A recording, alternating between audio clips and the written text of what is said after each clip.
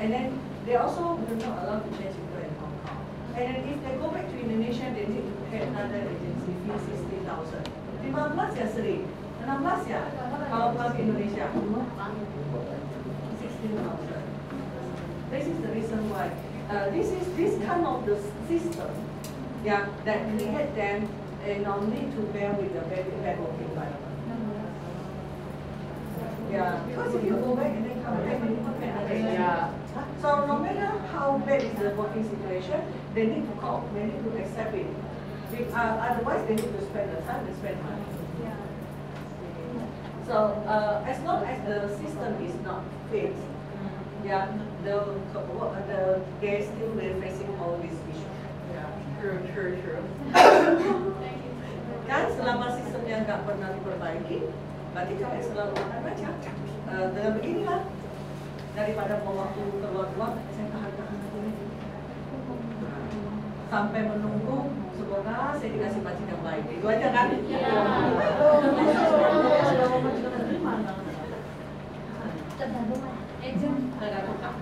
Tapi memang benar sih ada satu agen yang ikut di kami itu bagus.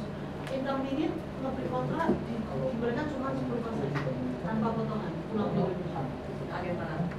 Kontras. Agen mana apa? Pelayan.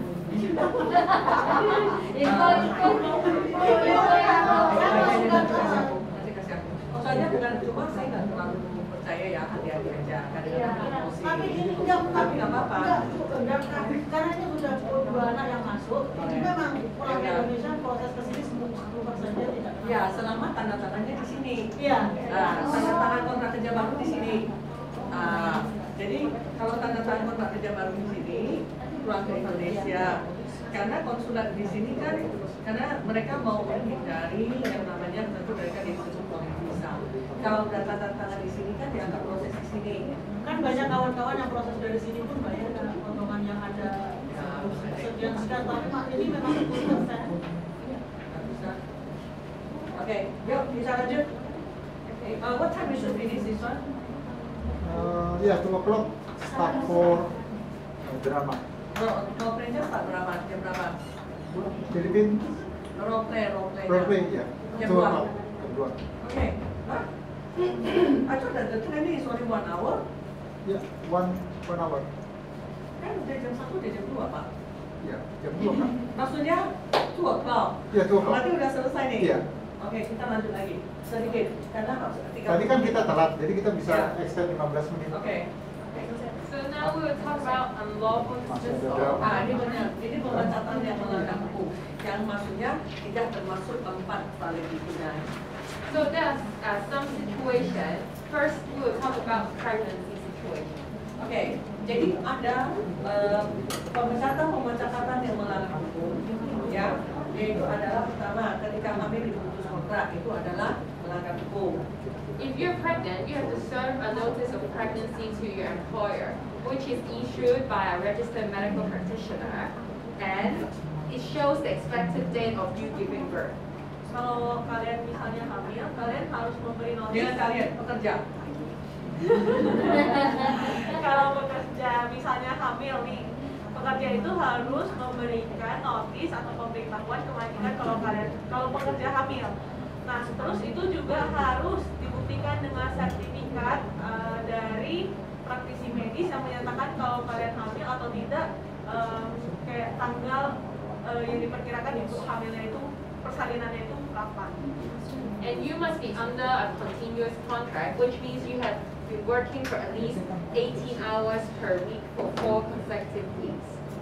Dan kalian juga harus dalam suatu kontrak yang berkelanjutan, yaitu dalam 1 minggu itu kalian kerja lebih dari 18 jam, termasuk lah ya. So if your employer terminated the contract before you serve the notice of pregnancy, you can immediately serve the notice of pregnancy to your employer. Jadi kalau misalnya majikan itu udah kasih kalian notis untuk putus kontrak, kalian itu bisa langsung ngasih surat kehamilan kalian ke majikan. Dan majikan langsung harus membatalkan surat notis tersebut. then your employer must withdraw the dismissal unless you are originally summarily dismissed by your employer. Dan kalau misalnya kalian udah kasih surat kehamilan itu ke majikan, majikan itu harus secara langsung menarik notis itu supaya nggak bisa lagi. However, your employer can terminate you after your maternity leave. Tapi majikan kalian bisa pecat kalian setelah Cuti melahirkan. dilahirkan. Selesai. So, your employer cannot rely on Section 32K, which we talked about before, about the conduct of the employee, etc. This is not valid reasons to terminate you after you have served your pregnancy notice. Nah, majikan itu tidak bisa berhentiin kalian dengan alasan-alasan tadi yang di bagian 32K untuk memecat kalian. Another situation would be you joining the activities of the trade union. Ini juga bisa termasuk kalau misalnya kalian masuk dalam suatu kelompok serikat pekerja. Participating in the activities organized by the trade union cannot be a precondition of them entering into a contract with you as well. They cannot forbid you from participating in the trade union. Oke, jadi majikan tidak bisa putuskan kontrak atau seandainya kalau pekerja ikut dengan perkumpulan dari union organisasi. Ya. Third situation is the sick leave pay. Dan selanjutnya adalah kalau seandainya pekerja dalam masa cuti sakit yang dibayar. However, once the paid sick leave is ended, your employer can actually terminate. Tapi kalau seandainya masa cuti sakit yang dibayar itu selesai, jadi majikan boleh putuskan kontrak. So, we can see. Ya. Jadi ini tricky, agak tricky ya, tapi saya jelaskan. Once this paid sick leave, like they can also terminate you because of summary dismissal still. Tapi jadi walaupun misalnya saya masalah cuti sakit yang dibayar, tapi atau saya itu masalah udah kasih tahu majikan sudah saya hamil, jadi tapi majikan masih boleh putuskan kontrak saya kalau seandainya saya dianggap dianggap telah melakukan kesalahan-kesalahan seperti yang summary dismiss tadi, yang melakukan kesalahan fatal, tidak jujur itu semua.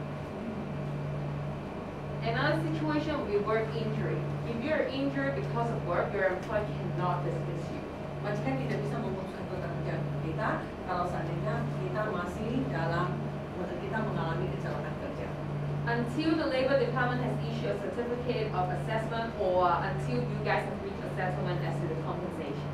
Sampai Labor Department mengeluarkan surat penaksiran berapa kerugian dari yang kita kerugian yang karena akibat kecelakaan kerja, atau sama-sama setuju mencapai suatu kesepakatan berapa ganti ruginya.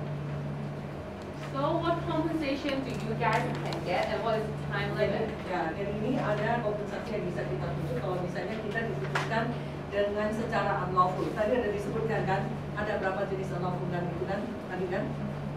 Pertama, hamil. Kedua, ikut join organisasi. Ketiga, kecelakaan kerja. Keempat, ayo. Oke. Ya udah.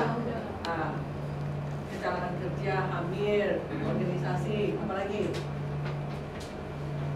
Apalagi? Sakit dan dibayar, apalagi? Satu lagi. Nah, jadi kalau seandainya termasuk dalam memutuskan kontrak yang melanggar rugi, kita bisa meminta ganti rugi. Ganti rugi apa aja? Oke. So you have to make your claim in writing within 3 months from the termination. Jadi untuk keadaan yang seperti tadi, kita harus melakukannya tuntutan dalam waktu 3 bulan dan secara tertulis. But the Labor Department can actually extend the deadline to 6 months with a valid reason. For example, you guys don't know your rights, then the Labor Department can actually extend the deadline. Batas waktu 3 bulan, tapi kalau misalnya kita terlambat, selama kita bisa memberikan alasan yang sah, kita Labor Department bisa memperpanjang waktu sampai 6 bulan. But the deadline would be 9 months if there is a dispute as to unlawful or unreasonable dismissal. Jadi deadline-nya itu bisa 9 bulan kalau seandainya memutuskan kontrak itu adalah memutuskan kontrak melanggar hukum. So, what remedies will the court order? The first one would be continue the contract if there are still mutual trust and confidence in you and your employer. Jadi ketika kita melakukan penuntutan ganti rugi, perintah dari pengadilan itu pertama bisa saja meminta majikan mempekerjakan kembali pekerjanya, atau dan yang kedua adalah yes, right? And if continuing the contract is not possible, then the court will award you the termination payment. Dan kalau seandainya tidak bisa, maka pengadilan akan memutuskan sejumlah angka untuk mengganti ruginya. Or if you are unlawfully dismissed, then there will be an award for compensation. Dan kalau seandainya kita diputuskan kontrak secara melanggar hukum, maka akan ada seperti tadi bilang bahwa itu adalah ganti rugi. So, let's talk about the situation of pregnancy. If you are terminated because you're pregnant, then it amounts to discrimination instead. Jadi sebenarnya seperti tadi